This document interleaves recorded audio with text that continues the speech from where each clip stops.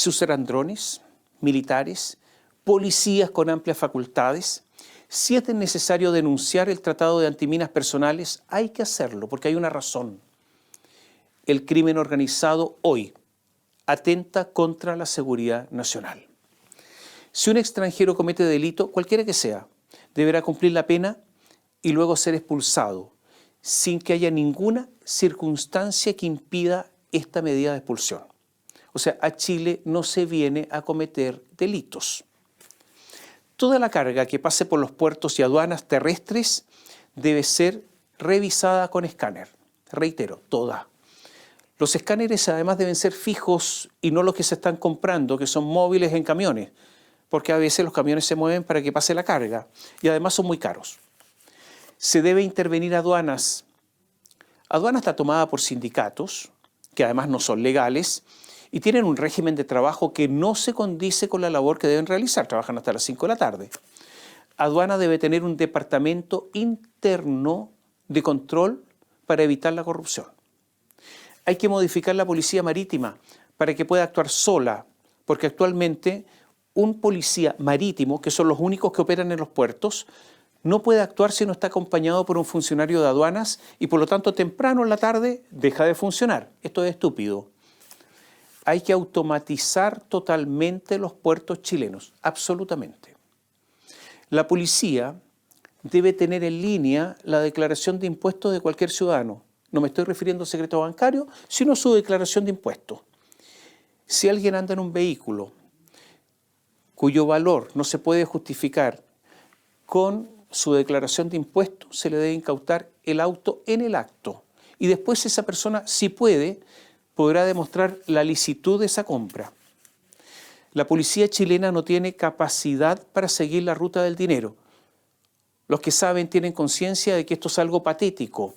Por lo tanto, hay que formar rápidamente una sección de la policía u otra policía, como existe en otros países, especializada en delitos financieros, formada por contadores, por abogados especialistas, por personas que sepan investigar estos ilícitos, que a veces son muy complejos, que entiendan de números, de balances, de movimientos financieros.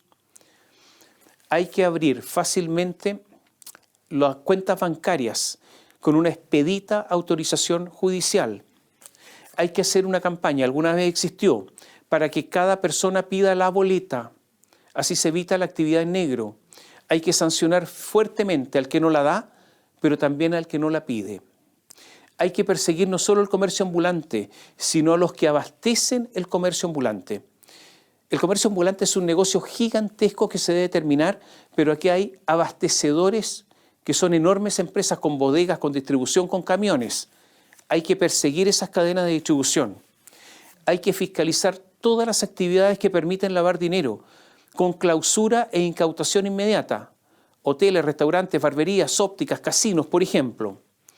Hay que prohibir los casinos clandestinos y destituir a los alcaldes que les dan patentes. Y hay que copar los barrios, porque se sabe los barrios en que está operando el crimen organizado, o donde está el narco. Esos barrios hay que coparlos. Esto no significa entrar por parte de la policía y luego retirarse, porque eso no sirve. Se deben ocupar estos barrios permanentemente, todo el día, con la policía y con otros servicios. Se debe controlar totalmente la carga que se mueve en el país, en los camiones, totalmente. Hay que perseguir todos los delitos, todos. Hace unos meses se descubrió una verdadera fábrica de facturas falsas, más de 10.000. Yo espero de verdad que esto no se tape. Hay que perseguirlos a todos, porque eso también es una forma de crimen organizado. Hay que hacer controles de identidad y vehiculares intensivos en todos los barrios, cualquiera sea el nivel económico. Hay que hacer control de alcohol y drogas en todos los lugares sin distinción. Me refiero a los conductores.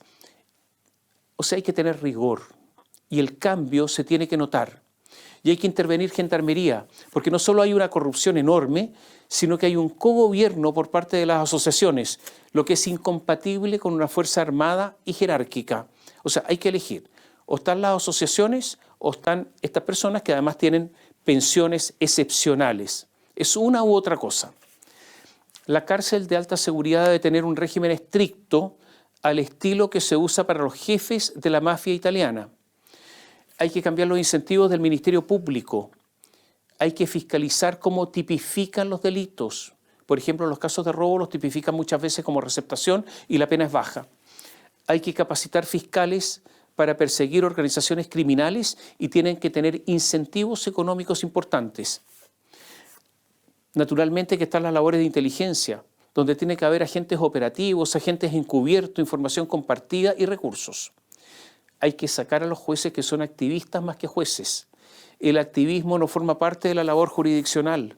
Los jueces, además, deben dejar de protegerse como si fueran una especie de cofradía y además deben respetar la separación de poderes y no dedicarse a implementar políticas públicas y deben ser nominados de acuerdo a sus méritos profesionales. Hay que eliminar de una vez por todas los operadores judiciales. Yo creo que todo esto es posible. Se pueden hacer muchas cosas más. Se puede y se deben hacer muchas cosas, estas y más. Y reitero, esto se puede. Naturalmente que esto exige elevar el nivel de la política. Hace algunos días, cuando se supo de la absolución del carabinero de 22 años, Sebastián Zamora, en el caso Pío IX, se recordó lo que dijeron Gabriel Boric, Giorgio Jackson y Camila Vallejo, entre otros. Giorgio Jackson dijo que se equivocó ante sus destempladas palabras acusando al carabinero de ser un asesino. No dio excusas. ¿Qué dijo Camila Vallejo? Esto es criminal. Joven de Puente Alto está grave porque un carabinero lo lanzó al Mapocho. Cuánta impunidad en este país, etcétera, etcétera, etcétera. Ocurre que Camila Vallejo se negó a pedir disculpas al ex cabo Sebastián Zamora y afirmó, comillas, que el gobierno tiene un respeto por las instituciones y el resto no corresponde. No corresponde pedir excusas. Dijo también, la arqueología tuitera a veces pierde de vista los roles y contextos. O sea, en el mismo rol, diputada, y en el mismo contexto, ella haría lo mismo. ¿Y para qué decir al hablar de menosprecio de arqueología, ¿no? Que es un menosprecio a la historia y a la memoria? A veces, todos nosotros, yo por lo menos pienso, en la larga aventura del hombre. Cuando en algún momento el ser humano, hace miles y miles y miles de años, en algún momento pudo erguirse y tener erguido una mejor visión a la distancia. Cuando, desprovisto de las condiciones físicas, frente a enormes fieras, debía salir a diario a cazar, usando su incipiente inteligencia para sobrevivir y comer. ¿Cuándo comenzó a comunicarse con unos pocos sonidos que en un momento se transformaron en una que otra palabra?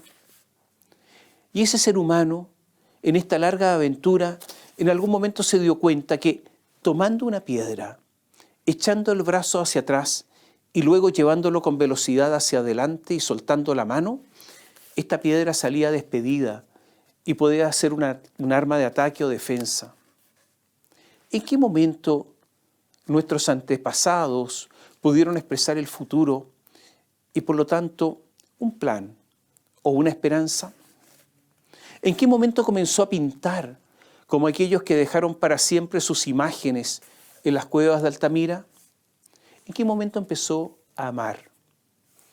En la nebulosa de los tiempos, en medio de esta aventura apasionante y terrible, ese hombre nómada y sobreviviente, alguna vez, por primera vez, en un momento de su evolución, tuvo la noción de que algo estuvo mal, que de algo había que arrepentirse.